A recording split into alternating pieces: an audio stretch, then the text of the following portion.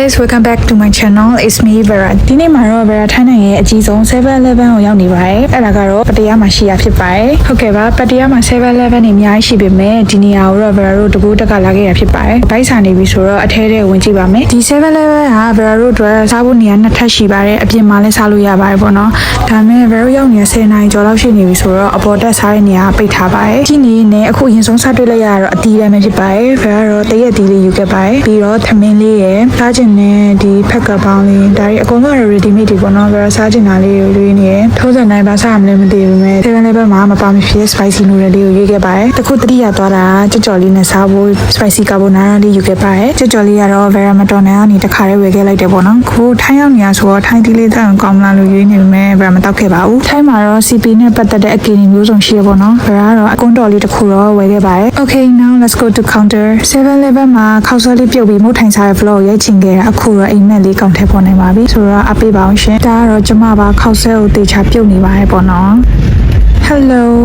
spicy noodle corn dog rice mango McDonald let's eat စားပါရမယ်ရှင်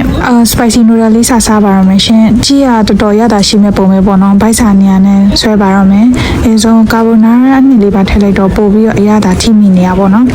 ပြီးတော့ပိုနေတဲ့ sauce လေးကိုလည်းကွန်းတော်လေးမှာဆန်းလိုက်ပါရရှင်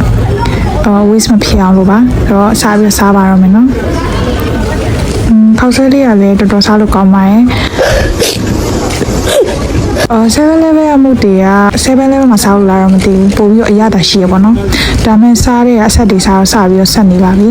အဆက်ကအမြင်စားတာမဟုတ်ပါဘူးတစ်ခါလေးမှစားတာပါ French fry လေးကလည်းတော်တော်လေးပူလေးနဲ့ဆိုတော့အရသာပိုရှိပါတယ် spicy လေးကလည်းမစားကြလို့လားမသိဘူးတော်တော်လေးကိုစားကောင်းပါတယ်ကြက်ကြော်လေးကလည်း crispy ကြက်ကြော်လေးဆိုတော့ spicy noodle လေးနဲ့အရင်ကို match ဖြစ်ပါတယ်တကယ်ကိုအရင်စားကောင်းပါတယ်ဘယ်လောက်စားကောင်းလဲဆိုရင်ပဲအခုအတစ်နေနေတော့မှအဲ့ဒါပြန်စားခြင်းပါတယ်ဒီလောက်ဆက်နေရတော့ပဲအားမရသေးပဲနဲ့ carbonara sauce လေးထည့်ပါတယ်ဘလို့ရရလည်းမလွယ်ဘူးပေါ့နော်အနောက်မှာလည်းဆက်စုမပူပါလား Wait a minute. Who are you? ဒါလေးကတော့ပက်စီယာအတစ်ထက်တဲ့ပစ္စတာချီယို taste လေးနဲ့တောက်ရဖြစ်ပါတယ် strawberry နဲ့ဆိုပို့ပြီးတော့ရတာရှိပါရှင်ဒါကတော့ထိုင်းမှာမစားမဖြစ်တဲ့တရက်တီးနဲ့ငပိရည်လေးပါတော်တော်လေးကို sweet ဖြစ်တဲ့ sour ဖြစ်တဲ့ sweet and spicy taste လေးပါအရသာရှိပါတယ်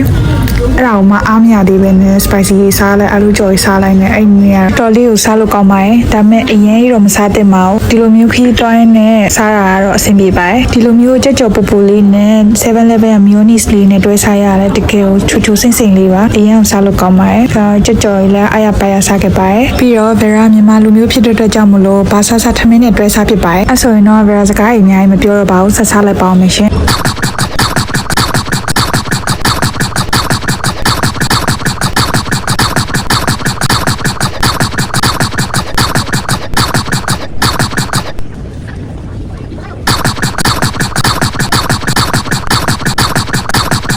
ဒီမှာလဲစားနေတက်လန်နေဘေဘီဆက်ဆုစိန်လေးနောက်တစ်ယောက်ပေါ့နော်သူလဲစိတ်ဝင်တစားကြည့်နေပါရဲ့ဘလို့ရရလဲတော့မလဲပေါ့နော်ဘာလို့လဲဆိုတော့လူရင်းကတော့ဝိုင်းကြည့်နေကြပါရဲ့ရှက်နေလို့ရှိရင်တော့ဒီလို contact တစ်ပုတ်ရဖို့ဆိုတော့မဖြစ်နိုင်တော့ပါဘူးရှင် Oh my god! Wow! တရားဆက်နေတဲ့အချိန်မှာကွန်တော်လေးကိုကာဗိုနာရာလေးမဆန်းလိုက်ရင်တော့ပိုပြီးရတာရှိပါတယ်ကာဗိုနာရာဆက်လိုက်တော့နည်းနည်းပိုဆက်သွားရပေါ့နော်မိခဲ့ရတခုကပြရေမွေခဲ့ရပေါ့နော်အဲအကြောင်းမလို့ပြရေကိုပြေးလာတော့ရပါတယ်ရေတောက်ပြီးတော့လည်းပဲအမတ်မရှိသေးဘူးထပ်ပြီးတော့ကောင်းစားပါရဲ့ဝယ်ထားသမျှအကုန်ကောင်းဖြတ်မယ်ဆိုပြီးဆုံးဖြတ်ပြီးတော့အကုန်လုံးစားပါရဲ့